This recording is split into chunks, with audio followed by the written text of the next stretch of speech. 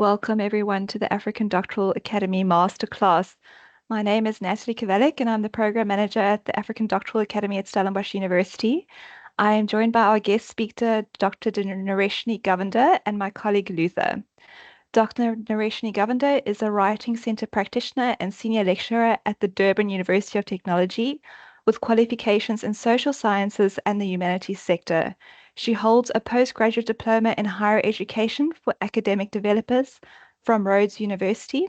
She is the current assistant editor of the African Journal of Intermultidisciplinary Studies.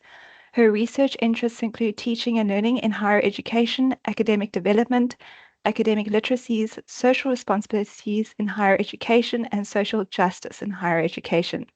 She is actively involved in several research projects focusing on student development in higher education.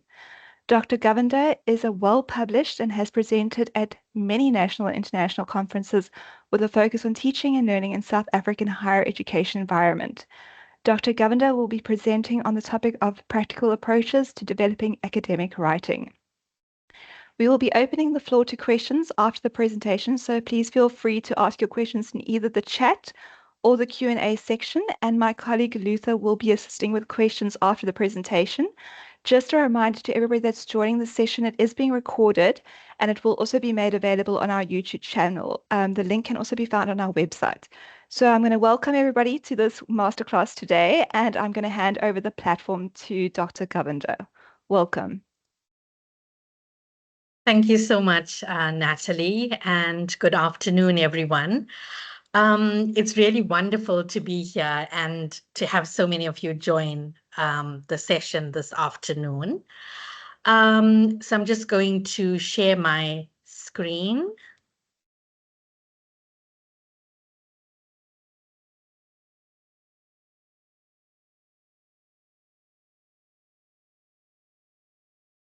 Okay, so today my focus is on sharing strategies and techniques to develop your academic writing and to enable you to become more confident as you engage in your research.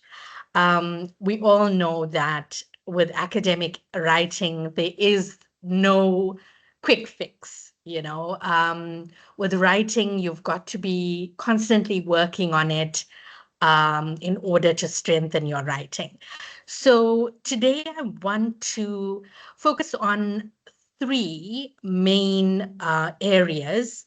The first one is understanding writing as a process. I think, for a lot of us, we are aware that we've got to make time for writing, but we need to make more of an effort to be able to work on many of our drafts or many drafts before we submit. We also need to be aware of the different stages in the writing process. And that is why I thought that I want to talk about that today. So we will have a discussion on that. Secondly, I want to look at using different reading and writing strategies to effectively convey information and arguments in your research. And thirdly, we will look at ways that we can refine our research arguments and develop your own voice. Okay.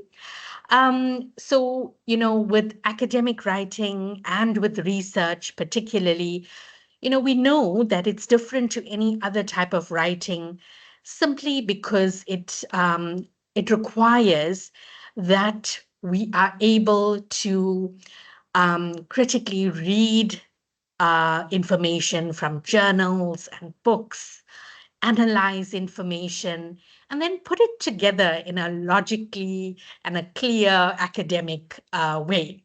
And that takes time. And in order to do that, we need to allow ourselves to go through the various stages of writing. So if we look at the writing process, right, there are 5 stages, 5 important stages where we, pre-plan, we pre-write, then when we work on many drafts, the revision stage, the editing, and then finally when we get it ready to either submit for assessment, or if we're publishing a paper, we submit for publication. So I want us to look at the pre-writing stage. And in this stage, this pre-writing stage is really the foundation of your written work, whether it's a research proposal, a journal article, or the actual thesis that you're working on. Here, you will be able to generate ideas and plan for your write-up. Now, how do you do this, right? In the pre-writing stage, there are various questions that we can ask ourselves, right? And that we need to work through. So very importantly is the idea of brainstorming, and have we brainstormed? For each of us, we may have different techniques or strategies that we would use in terms of brainstorming. Some of us may want to use, mind maps. Some of us may prefer listing information. For me personally, I enjoy the free writing technique, which I'd like to talk about a little bit more in a little while. But there's various techniques, and we must use the ones that we're most comfortable with and that work for us, right? So some of the other questions that we need to be asking ourselves in this pre-writing and planning stage is, have I discussed my ideas with my supervisor or tutor or colleague? And this is really important, because simply talking through your ideas with someone else, regardless of their knowledge on the subject area, right? They may not be a discipline expert in that particular discipline, but speaking about it to someone else can help you to actually gather your thoughts. And when you have a conversation and you speak to someone about, your writing, pay special attention to the questions the listener asks, because these can actually help you to determine the information that you might include for the reader. Okay, so have a conversation with your supervisor about it. Perhaps there's a colleague or a classmate that's researching something similar. You guys can have a discussion on it, and questions raised can help you to actually build, your own discussion as you are writing. Okay. Other questions are, have I considered who my audience is?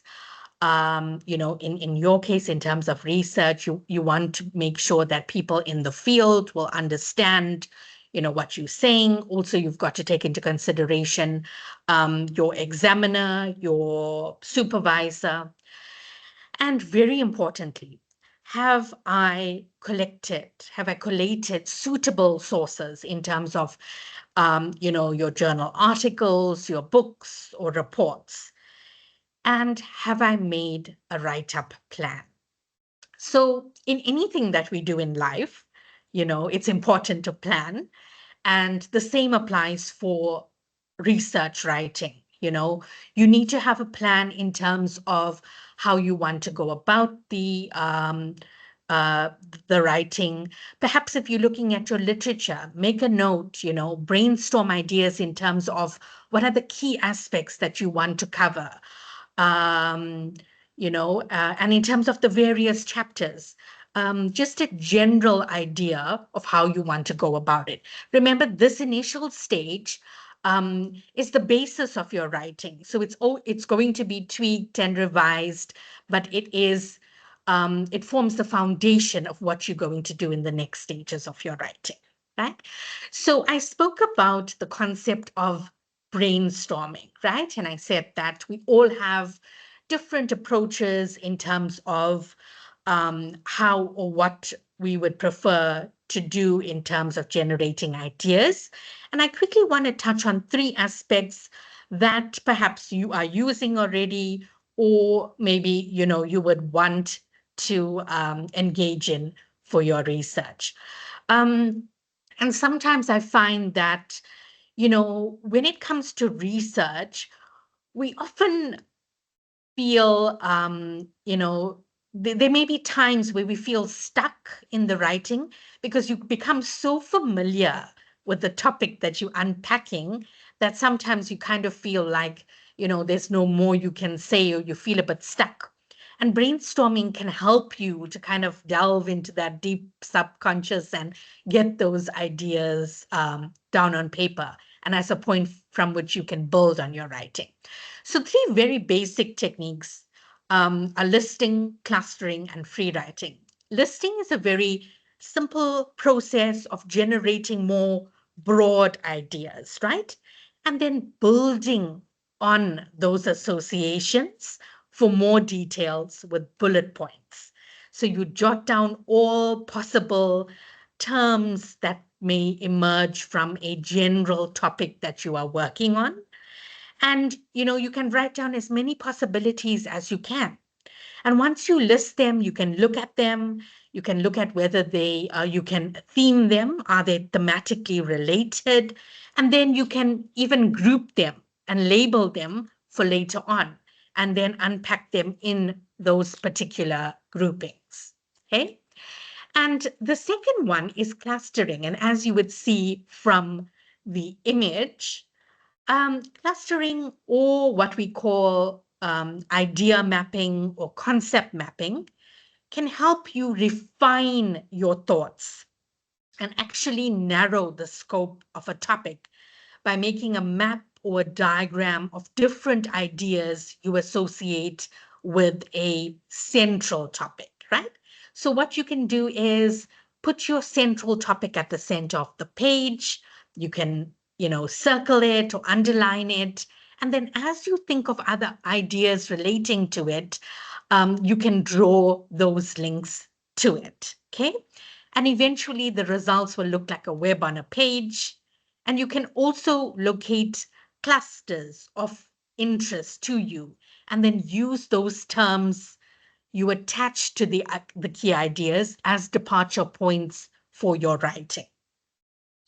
And clustering is especially useful in determining the relationship between ideas.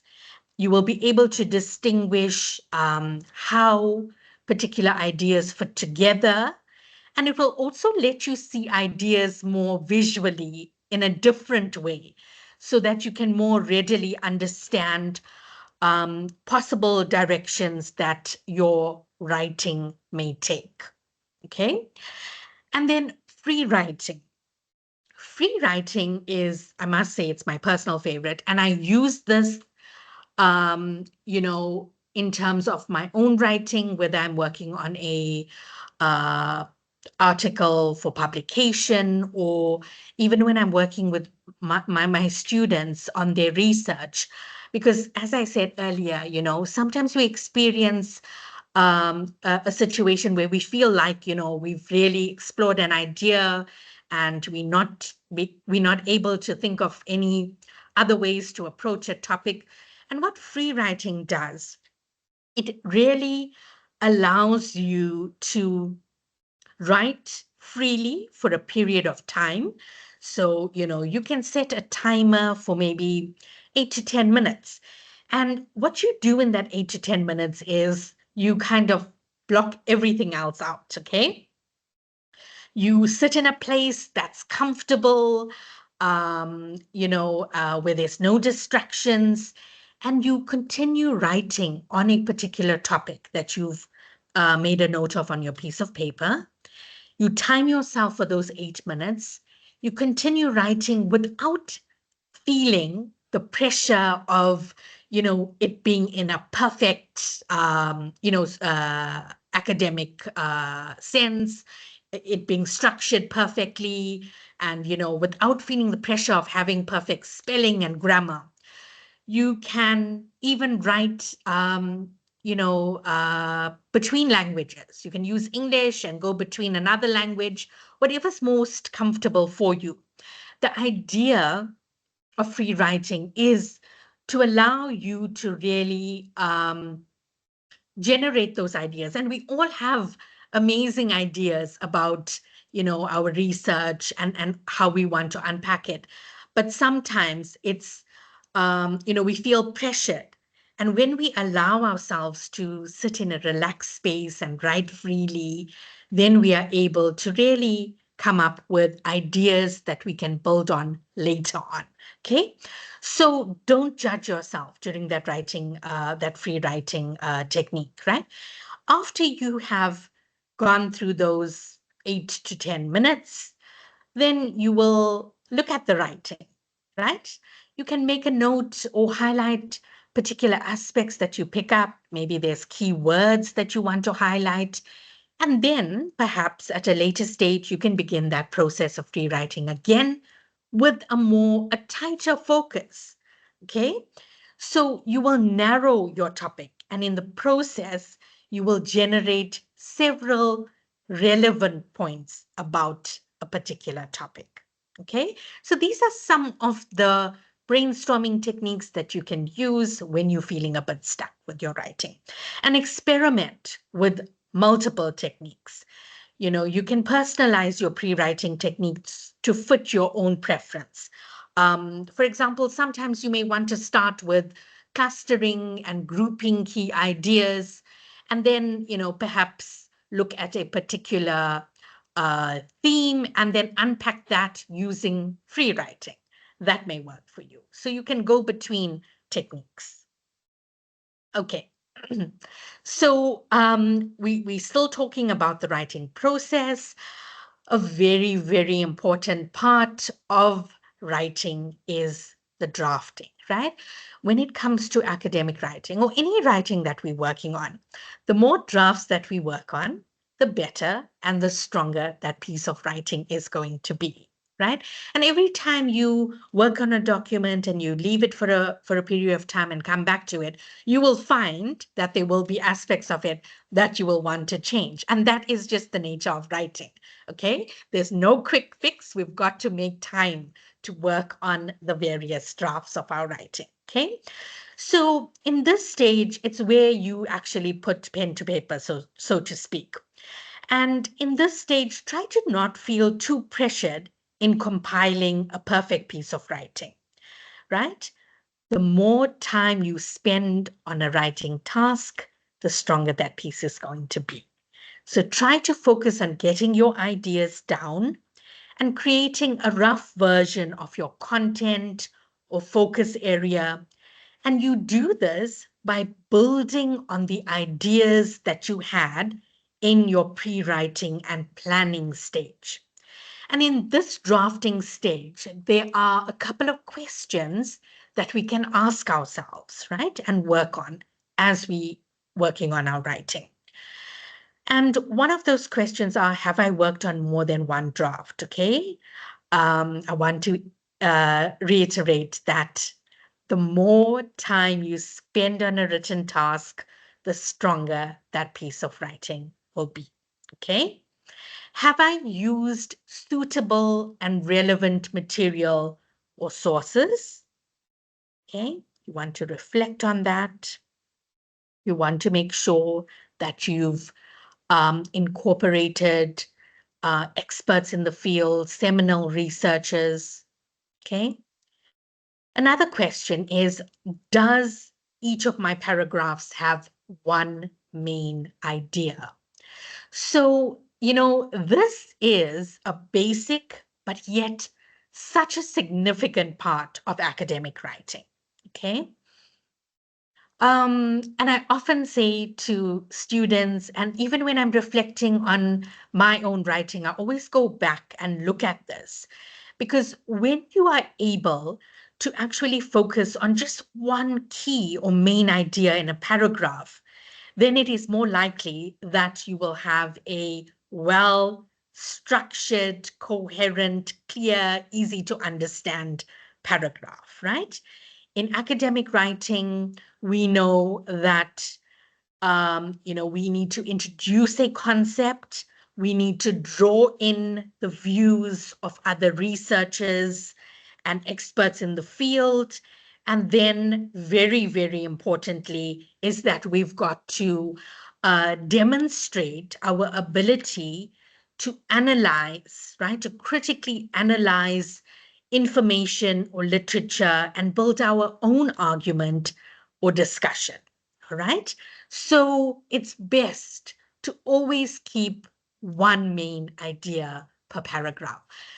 Sometimes, when you read through your paragraphs, you may find that when you include too many ideas there, you may lose the reader and you may not clearly unpack that particular concept, right? And also in academic writing, we know that we need to incorporate evidence, we need to justify points. So almost as a rule of thumb, I'd like to say to you, let's try and keep one main idea per paragraph. Okay.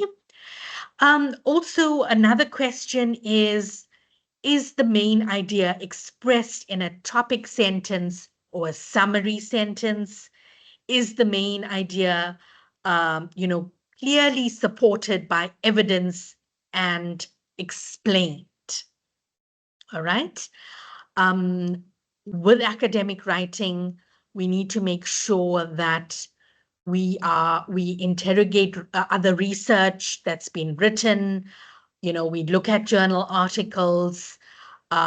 We read and analyze it, and in a little while, I also want to share with you some reading and writing strategies that you can use in terms of being able to read journal articles more critically. But one other point that I want to talk about today is that it's really important that when we are unpacking a particular concept in our research or a main idea, that we show the reader or the examiner that we've read widely and that we've consulted the views of a number of researchers or authors. Okay. And the more you show that you've incorporated the views of different authors, your examiner is going to feel like you have researched thoroughly, and feel more confident in your ability to analyze material. Okay. Also, one important aspect that I've always noticed that students tend to shy away from is incorporating the views of researchers or authors that have like an opposing view to their current view.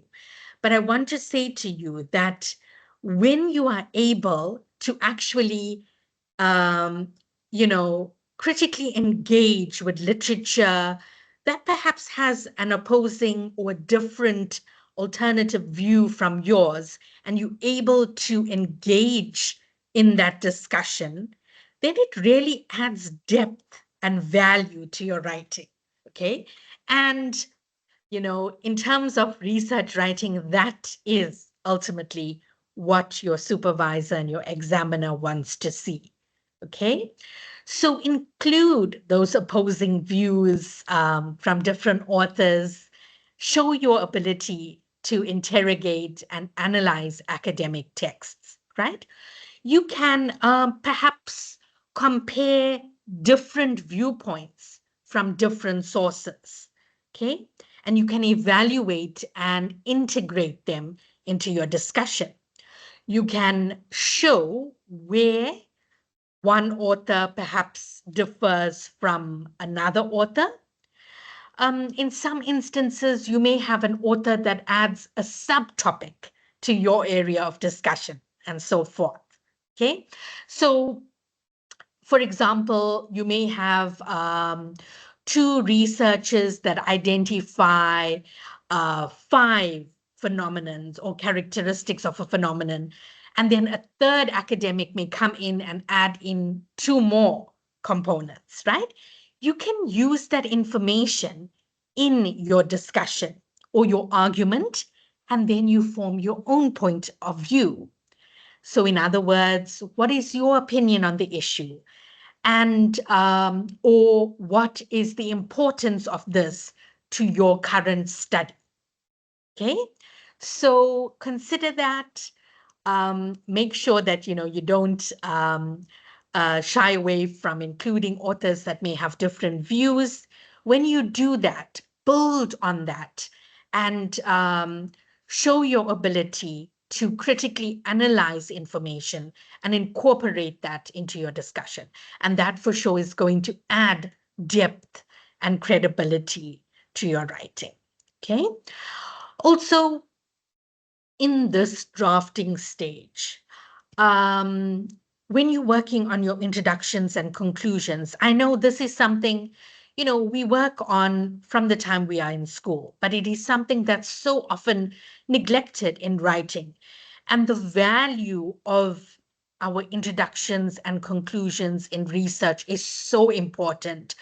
Very often I see conclusions that are 2 or 3 lines, and that is just not sufficient for academic writing. If we look at your introduction, for example, that is your opportunity to kind of provide the reader with a guide or a map of what is going to be covered in that section or that chapter, for example. Okay, so you really want to take care and take time in putting together your introductions and conclusions, right? Um, your conclusion, for example, here you want to be able to reflect on the key or main aspects discussed in that section or in that chapter and remind the reader as to why it was important and how it relates to your study. And you're giving the reader, right, one final reflection, to think about your study. In your conclusion, remember, you don't want to introduce anything new that you haven't discussed in that chapter. Opportunity to kind of, once again touch on those important points, and you don't want to lose that opportunity. Okay, so you really should focus on writing clear introductions and conclusions. Okay. Um, when one is working on this drafting stage, earlier I spoke about how we need to be working on many drafts of our writing, right? And when you're working on research, I know we all have this, or would have experienced this at some point, where you feel like you can't move forward in your writing. And it's really important when you're working on your academic writing to retreat from your work. Allow yourself, some time to retreat, go take a step back, take a walk, have a nap, or give it a day or two and come back with a fresh pair of eyes. Okay. Because as writers, we become so involved in what we are writing that sometimes we can't see where our ideas may not be clear to the reader. And we want to make sure that we develop reader-led writing instead of writer-led texts. Okay. And one of the ways in which you could do that is read aloud. There's a lot of value in, reading your work aloud, because you will be able to identify particular aspects that you could perhaps strengthen in your writing. Okay. So we spoke about the pre-writing and planning stage, the drafting stage, and some of the questions that we need to reflect on. Very, very importantly here is the fact that we want to keep one main idea per paragraph, because we want to make sure that we incorporate the views of other authors and that our writing is adequately supported by, and it's unpacked, explained. Okay, we offer a critical analysis of what we have been reading and how it relates to our main research area. So the next stage is the revising stage, right? Where we get to look over, review what we've done, and kind of work on fine-tuning our work, okay? So after compiling our drafts, as the writer, you want to step back and you want to review and revise the written content. And this involves making structural changes, working on refining the organization of the writing, perhaps even clarifying some of the ideas that you've incorporated, and improving the overall flow of information. Okay? Revising is really crucial in terms of enhancing the coherence of your research. And there's some very important questions that we can ask ourselves and we can check here. Okay? One, feedback, right? Have we received feedback from, a colleague that's looked at it, whether it's our supervisor, whether we've worked with maybe a writing tutor, and have we used that feedback to refine and work on strengthening writing? Okay. Often because of time constraints, I see writers neglecting feedback, but it is so important, guys, to use the feedback that you've been given in order to work on developing your writing. Okay. You want to also ask yourself, are my ideas in the correct sequence? Okay. Is the structure of my writing clear? Have I once again considered my audience? And ask yourself, is there something else they need to know? Okay. And here in this revision stage, this is your opportunity to, rearrange things, remove things, and replace things. So perhaps, you can rearrange material or information and put it into a more logical and effective order for more easy reading. You may want to remove aspects. There may be some unnecessary bits of information in there. Sometimes, just to get to the word count, we tend to pad our writing, but we want to make sure that we have the most relevant and valuable information in that research or in that write-up. And then in this revising or revision stage, you also get to replace words. Sometimes when we're writing, we may use words that are too casual, right? And you may want to replace them in this stage, while you're revising for a more stronger or a clearer expression. Okay.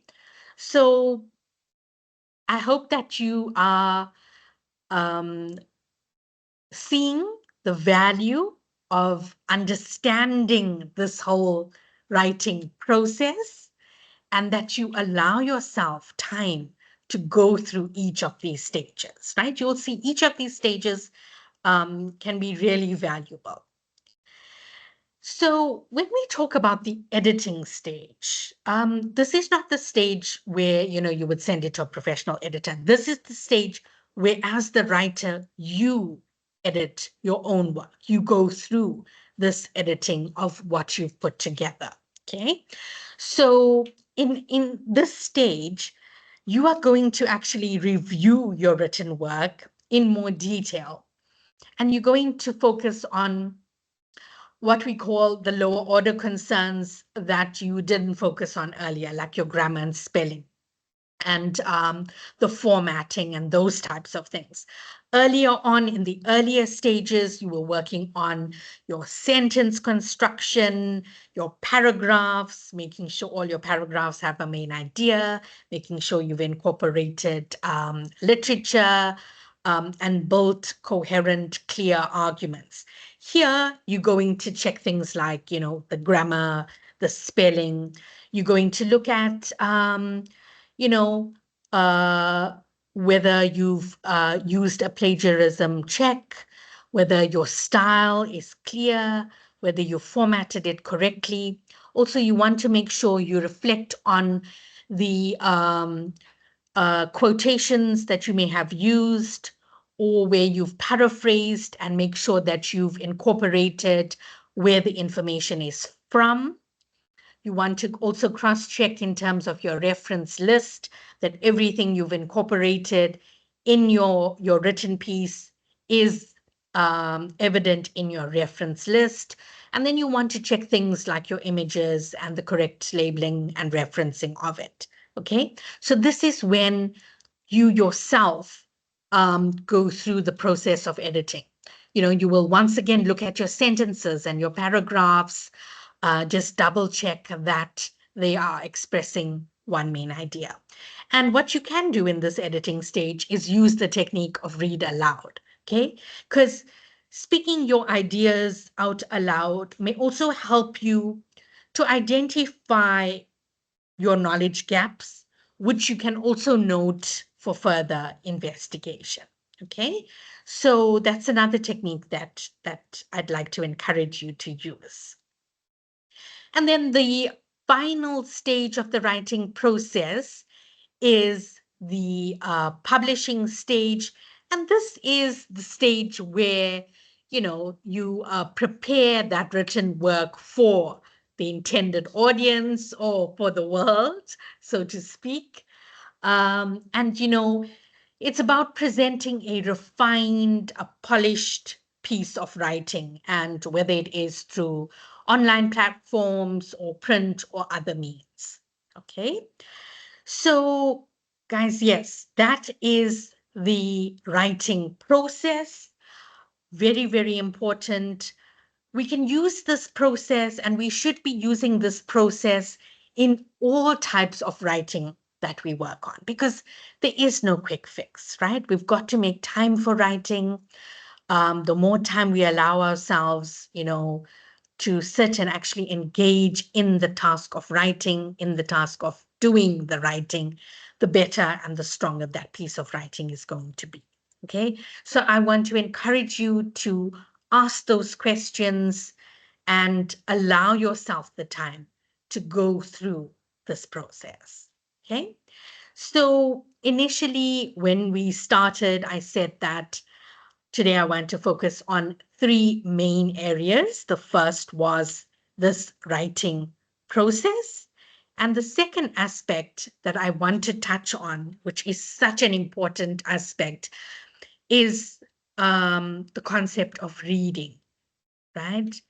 Reading is so closely associated with how we write. Okay, so the way in which we approach an academic text, whether it is a journal article, perhaps it's a report or a policy or some other research that we are reading, it's really important that we go in there with a plan. Okay, and reading is really so fundamental to writing and to research when you're at university. But the reality is that it often gets overlooked, right?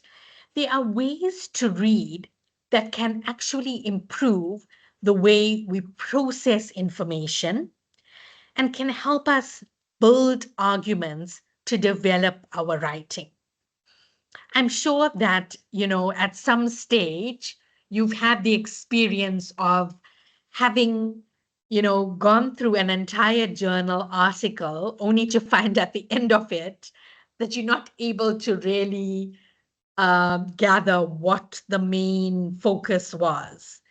And that happens when we read from beginning to end and we have no plan or no questions in mind, right? So with academic texts like a journal article, we cannot read it from beginning to end. We shouldn't be reading it like a novel. Academic material is meant to be ransacked, right, for essential information so that we're able to garner the information that we want. And I want us to focus on four very basic strategies that we can use and some very important questions that we can ask ourselves as we are reading academic texts. So firstly, the first strategy is always read with a specific question that you want the text to answer, right? Be it a report, a journal, or a policy document. Approach the text with a few questions about the particular information you are after and search the text for them. Okay. Strategy 2. As I said earlier, academic texts are meant to be ransacked for the information that you want. And therefore, you don't have to start reading from the first page. You can go to the summary of the text, the conclusion, or the abstract to give you an idea of what the text is about, or an overview of the text. And then you can decide if you want to read it more thoroughly or more in depth, right? So the third strategy is really important. And this is where I want to share some really, really valuable questions with you, right? Think critically as you read. And this can be done by having a few questions in mind as you read, okay? When you're reading your journal articles or an academic text, the end goal is to be able to develop an academic and rational response or critique to the article or even a particular theory or concept. All right. And there are some key questions that we can ask ourselves and that we should be working on as we are reading these journal articles. So one of the questions is, what main points can be extracted from this journal article or book chapter? So we don't just ask ourselves the questions, but we actually make a note of what these points are, okay? So you want to notate as you ask yourself these questions. Another question, can you put them into your own words? And do so, right? Put down the ideas that come to mind as you reading these texts. Put them into your own words. Ask yourself, what sort of examples are used by the author or authors? Are they useful to my area of research? Okay. Can you think of other examples? And what are they? Make a note of it. Okay. And write them down as you are reading, because remember, you're going to build on this later on. Okay. What factors, ideas, people, or things have been included in this text? Can you perhaps think of anything that has been missed out? If so, note these and use them later to build your discussion. Okay. Another question, is a particular bias or framework apparent? Can you identify or tell what school of thought the researcher or the author belongs to, right? And perhaps you would want to build on that school of thought in your own discussion, okay? Can you work out the steps of the argument being presented? And do the steps follow logically based on what you are reading and your understanding of the logic of the argument? You can use that in your own discussion, right? When you're analyzing the views of this author. Could a different conclusion be drawn from the argument being presented? If perhaps you feel slightly different from what this author is saying, you may want to make note of it so that you can go back to this journal article and reflect on, why you believe that a different conclusion could be drawn from the argument presented by that researcher. Okay.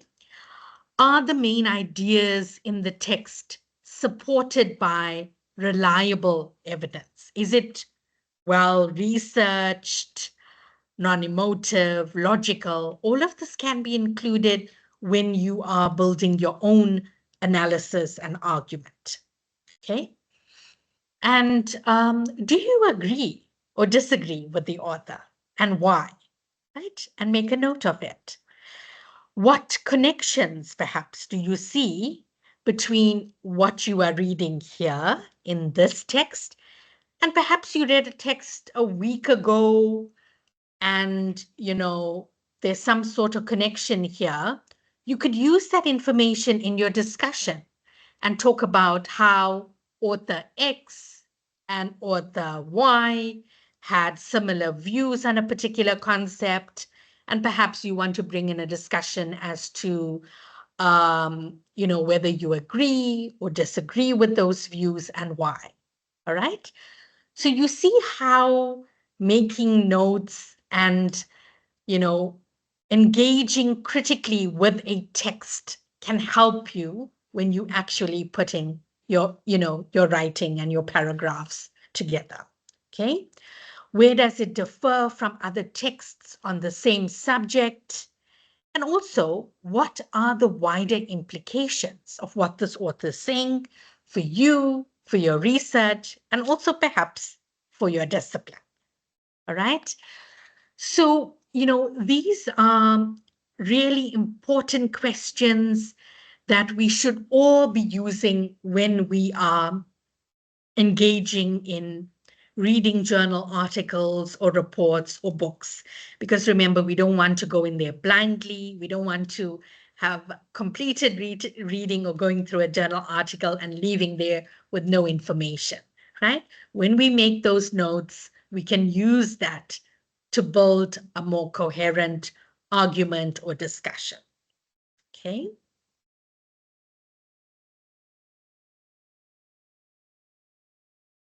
So this third strategy and these questions are really, really important. And I would like to encourage you to use them when you are analyzing your journal articles and other texts. And strategy 4, this is basically a strategy. It's reminding us that we need to treat critical reading as a skill which can be developed through practices such as taking notes of a text main ideas and adding your own responsive comments. Okay. Remember, in academic writing and particularly in research, right? You are the owner of that research, right? And those are, the facts that you are presenting, the data that you have gathered. So that research is yours. And you want to make sure that your voice comes through and that you are able to offer, a response to the information that you are integrating in your discussions in the various chapters, in the various subsections of your research. In a little while, we're going to talk about making sure that your voice comes through. But yeah, so I'll get to that in a little while, right? So in this strategy 4, remember, it is about treating critical reading as a skill that, you can develop through practices such as taking notes, such as reading aloud, such as actually talking to others about what you have read. And very often, in various disciplines and fields, they may be a colleague, perhaps some other lecturer that's even researching in a similar field. So it's really important to have conversations about,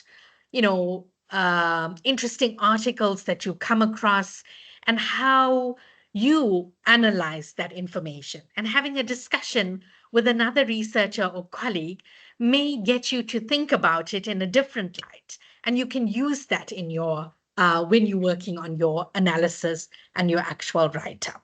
Okay. Also,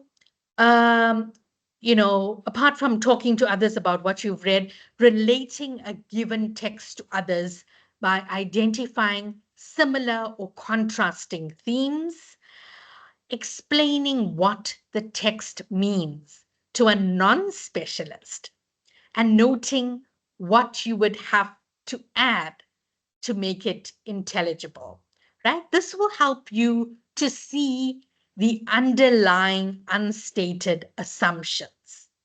Okay, so very important. You want to make sure that even an outside reader understands your writing, that it is clear and coherent.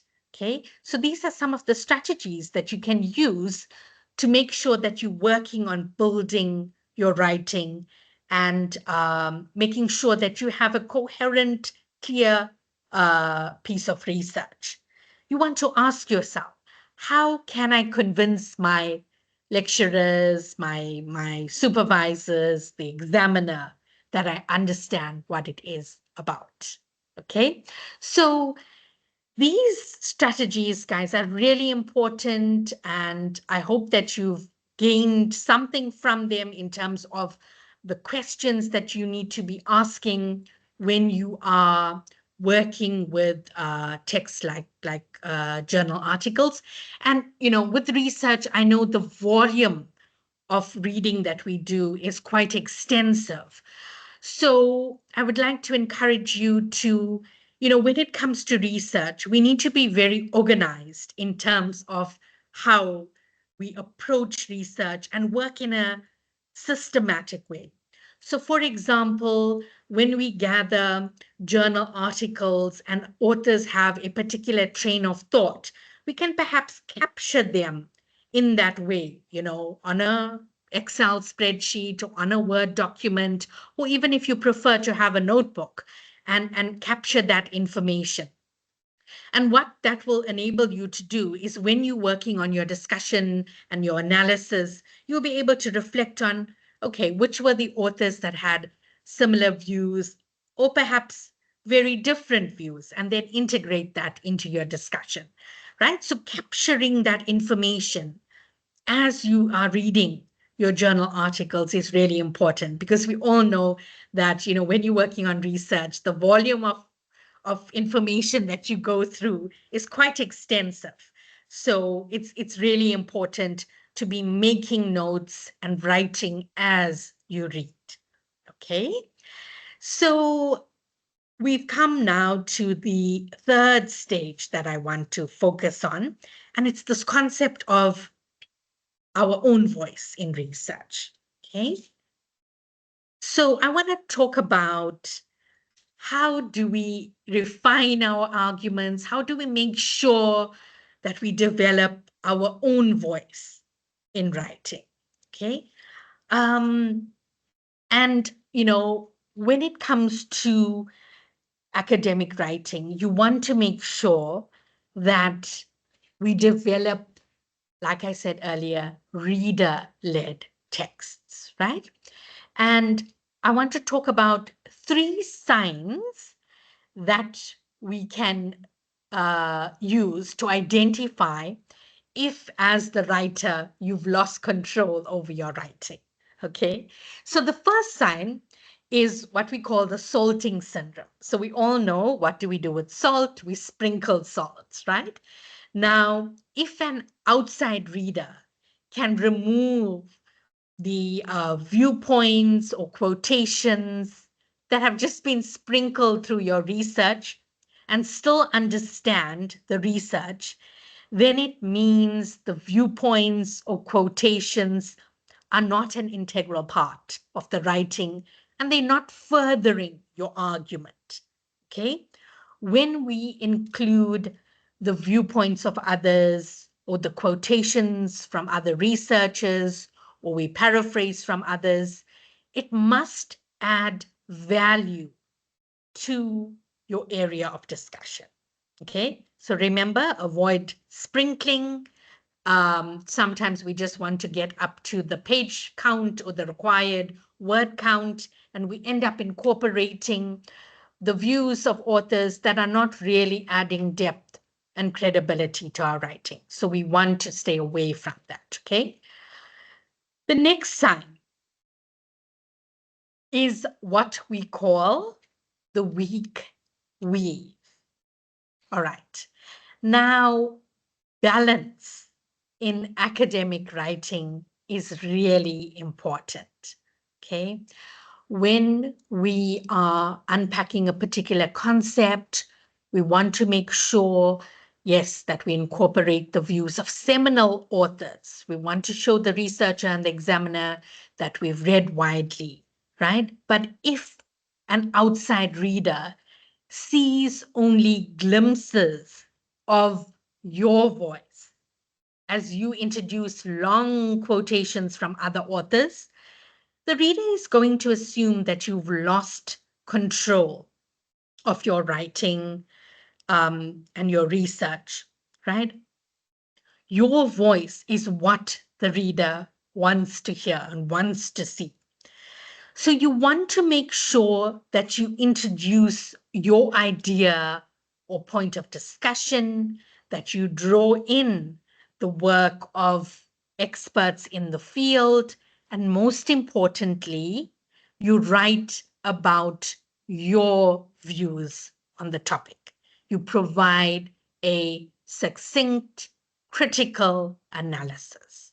All right. So think about this concept of weaving in information. Think about the concept of balance, right? You want to make sure that you have a piece that is well structured, that incorporates evidence from other authors, but where your voice is still evident. Because remember, in research, you are the researcher, you own that piece of writing. Okay. And the third sign is what we call the dreary design. So this one, I must admit, is so common when when we're reading students' research or giving feedback or assessing, a thesis. I want you to think about how often in your writing do you use the words or phrases according to, Kumalo, according to Archer, right? Or how often do you use the word stated? Naidu stated, Kumalo stated, Mabaso stated. Okay.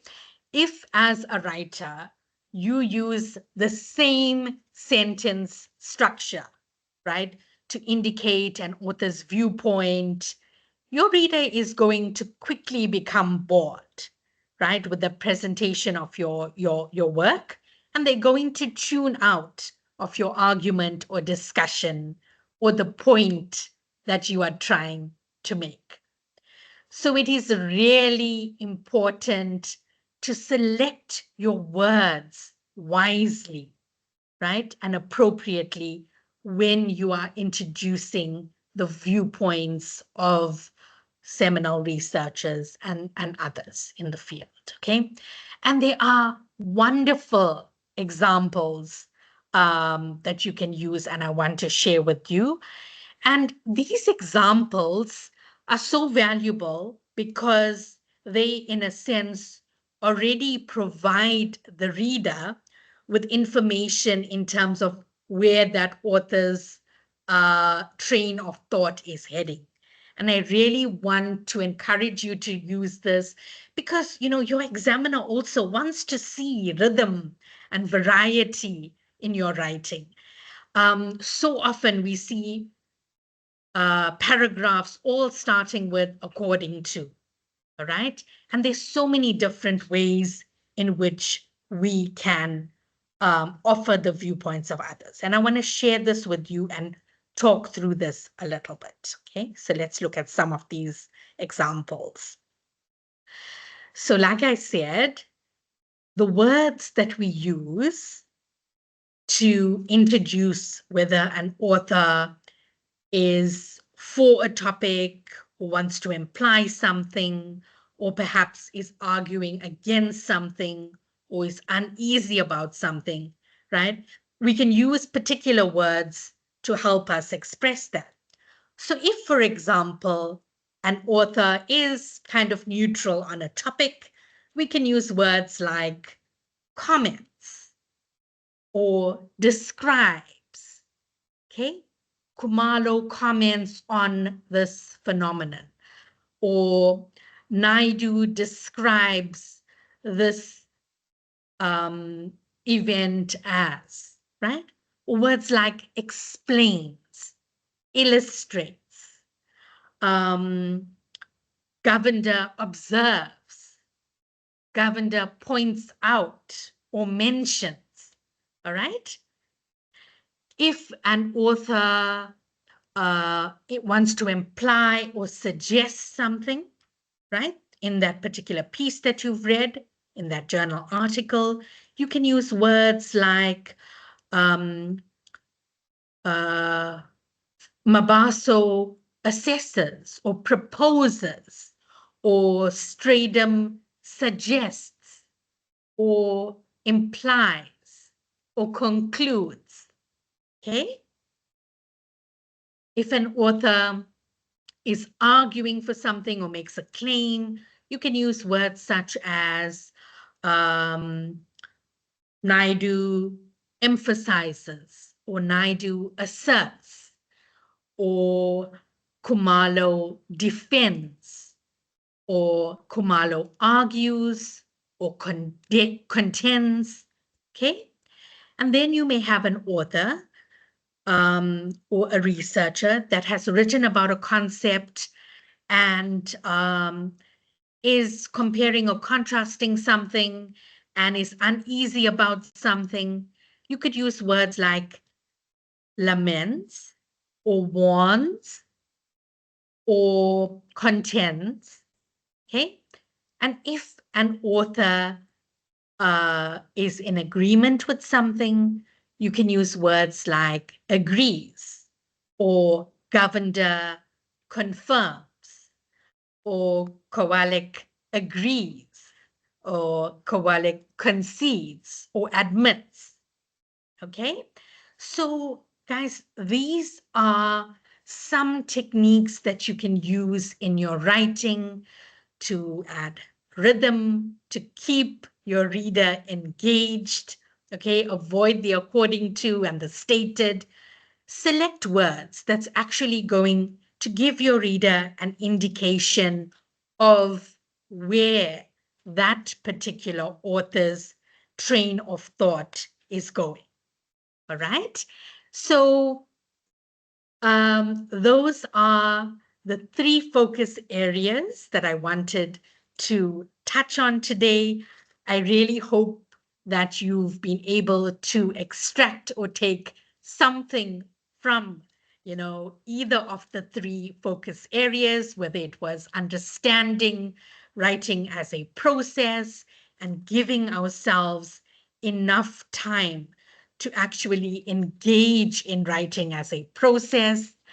Secondly, I wanted us to focus on strategies and techniques to convey information and how to read academic texts more critically and go in there with a set of questions and notate as we read to make the process of writing easier so that we can reflect on the journal articles, the notes that we're making, and build on those ideas in the actual write-up.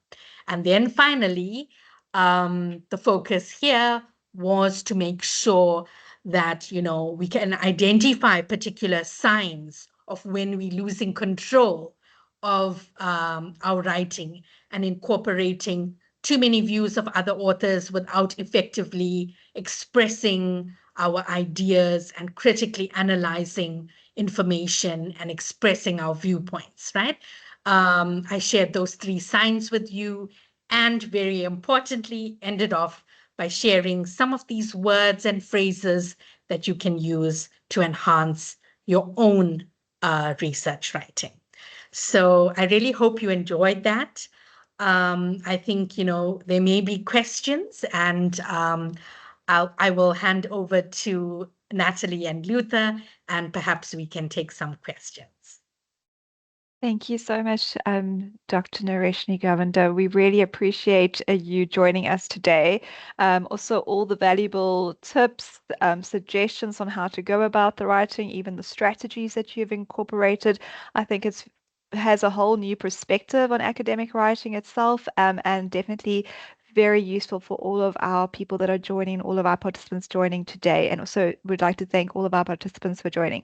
So we are going to hand over to questions. We have got a few, one or two. Again, please feel free to post any questions into the chat as well as the Q&A. Also, thank you for all the lovely comments that have come in that Dr. Govender will be reading afterwards. But we would just like to say thank you. And again, very much thank you for the presentation. It was excellent. So Luther, I will hand over to you. I'd just like to find out if there are any questions on your side. We actually have a few questions, if you don't mind. So Dr. Govender, we have this one that says, as we embark on this journey of scientific writing, how best can we go about this so-called AI? What are the do's and don'ts? I was expecting this question because, AI is such a relevant topic. And I want to say that, particularly in my work at the Writing Center, we often have students that come to us asking for advice about AI. And the truth is that it's not something we can ignore. We need to be using AI in a very responsible way, because ultimately, when we're working on research, at the end of the day, it is about our ideas that need to come through. And when it comes to working on research and academic writing, plagiarism is a huge issue. And so we've got to be using opportunities available to us like AI with caution, and be very responsible in the way in which we do that. As a writer that's working on research, we've got to understand the basics of writing, which is being able to paraphrase, which is being able to read information, whether it's from the internet or a book or a journal, and use the ideas and concepts from there, but put it in our own words and offer our own analysis and understanding of it. Yeah. Okay, thank you for that. We just received several more questions. We've got one here that says, what is the best tense for writing a literature review, present or past tense? For example, author A 2020 contends or contended. Okay. So, when it comes to academic writing, there may be certain disciplines that would have different expectations, even in terms of whether we use I, the first person or the third person. So I often say to students, be guided by your supervisor and the discipline that you're in. But generally, you want to stick to the present tense. So you want to say, Kowalik explains, Govender contends, right? So you want to be in the present tense. Okay, thank you for that. We also have one more that says, what are some strategies for receiving and incorporating feedback without losing your own voice? Feedback. Yes. Okay. So, in my discussion, I spoke about the importance of feedback, and often we neglect feedback that's been given to us. But it's really important to look at what feedback you've been getting, whether it's from your supervisor or someone that's read your work. And ultimately, as a researcher, and particularly when you're a PhD student, that research at the end of the day is yours. So you've got to own that research. So you've got to make sure that you decide what is valuable for you from that feedback and what you want to implement into your research. You have to make that final decision and direct the writing. Also, when it comes to one's voice in research, it's really important that that comes through. Often, an examiner may find that, or comments from the supervisor may be that, your analysis is not coming through. So, like I said, when you're reading academic texts, it's so important to work on your writing as you are reading and ask yourself those questions. So, when you're unpacking a particular concept or subsection in your writing, you do so in a coherent paragraph or two, where you incorporate, you introduce the main idea, you incorporate the views of other authors, and very importantly, you bring in your own analysis. And every idea and every concept that you introduced in your research should bring in your own view and analysis. That's really important. Okay, the questions seem to keep on coming in, so we're just going to take one or two more. We have another AI question. This person, it's more of a comment rather. This person says, since there are really challenges of detecting AI, is it not pragmatic to allow the use of AI and want to declare what AI should be used for? Are we not at policy level delaying a time bomb? Recently, Wiley and Sons retracted over 11,000 papers. Sure. Yeah. No, thank you so much for that comment. I think, yeah, institutionally, we all have got a lot of work to do in terms of AI and making clear policies and guidelines, because it's kind of, still very unclear for students, for researchers, even for us as academics. So that is something that we've got to consider, so we understand it better. But from the side of the student and the researcher, it's fine to use it, but like I said, at the end of the day, as a researcher, you direct your writing. It is your own at the end of the day, and we've got to understand how to take what we need, but reflect it in a responsible way where we're not plagiarizing. Okay, here's another one. How do you manage your time effectively to balance research, writing, and revising? Yeah, that's a tough one.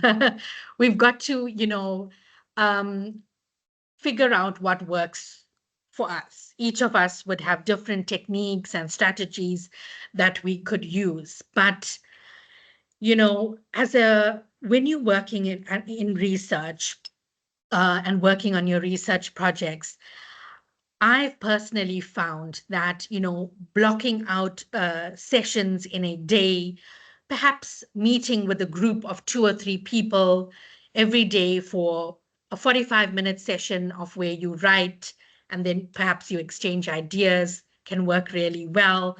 But setting specific short goals for your writing.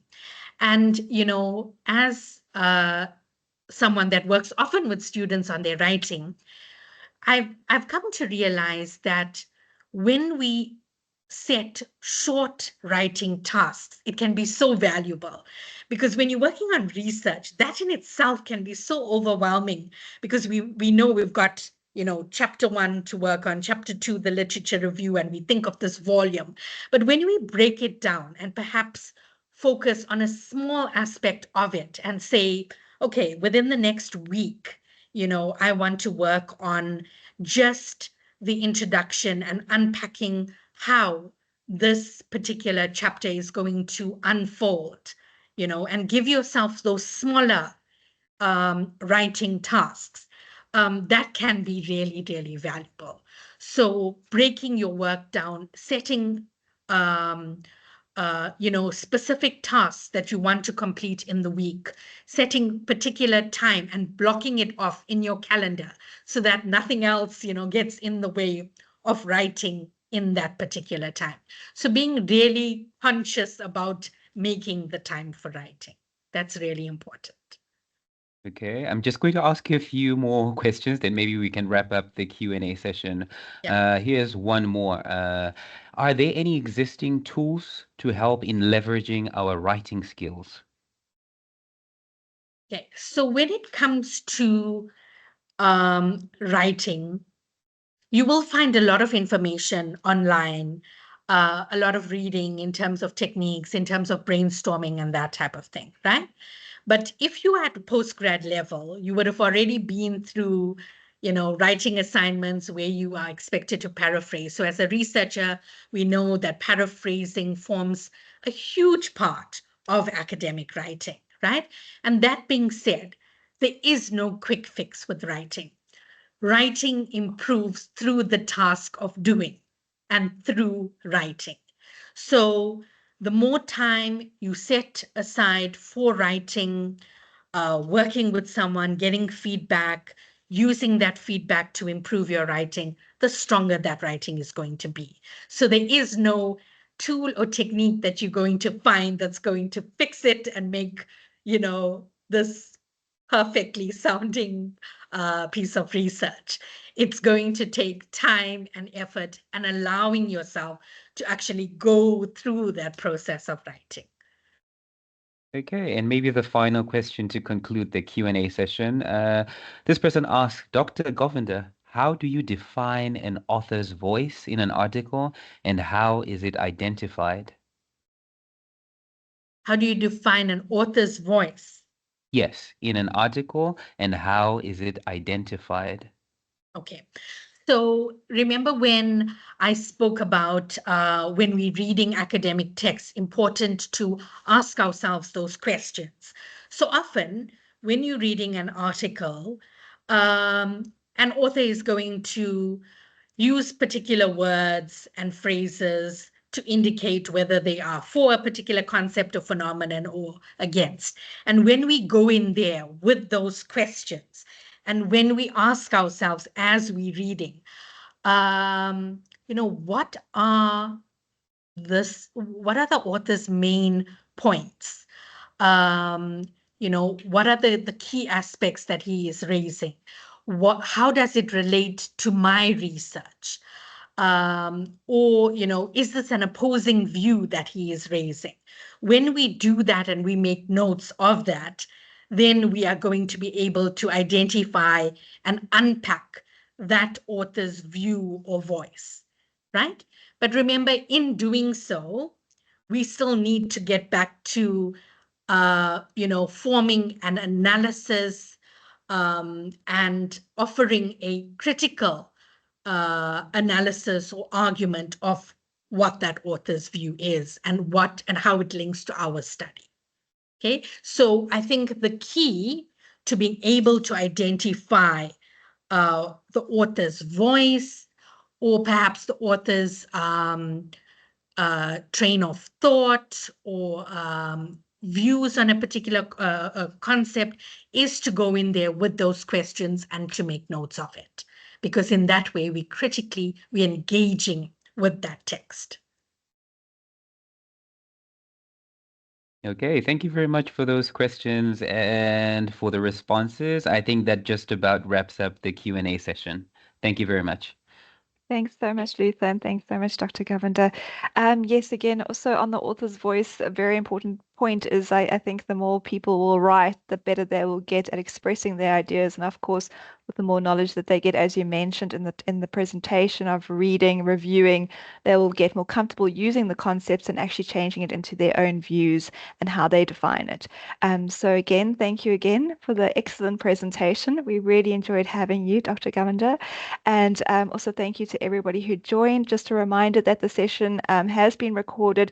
We will be putting it onto our website where you'll be able to find the link to the YouTube channel. And we will also be sending out an email to everybody of those who joined. So again, thank you. And we look forward to seeing you again at the next masterclass. Also, just a reminder, we also have the African Doctoral Academy Winter School coming up, which will be from the 24th of June to the 19th of July. And again, we will also have a spring school later in the year where we will have also Dr. Govender joining. So we will communicate all that information to everybody who's joined. So thank you. Thanks so much.